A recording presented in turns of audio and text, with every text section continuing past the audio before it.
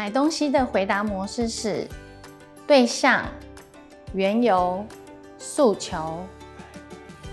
伫便利商店，你拿10元元去买8元的东西，不过店员没找钱，你会用半老去讲。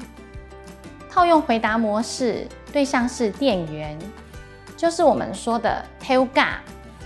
缘由是我讨下那10元买了8元的东西，不过你还忙找钱不爱。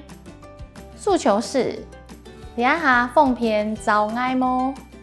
我们整句一起说就变成讨价，我讨下那10元买了8元的东西，不过你还忙找钱不爱。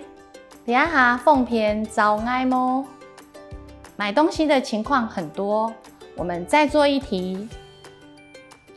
你想买嘅故事书收日日，为转去书店问过，你会用半老讨价讲。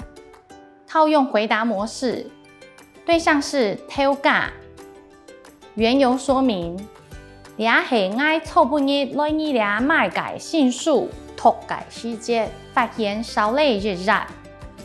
诉求是想要让你问过日本新嘅，做得么？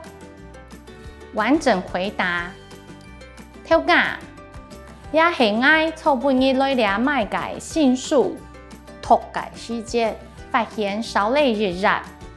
想要让你问过日本新嘅，做得么？再做一题，你姊妹三三。会去看下酒两点嘅天人，买票嘅下，你会用办公讲清楚。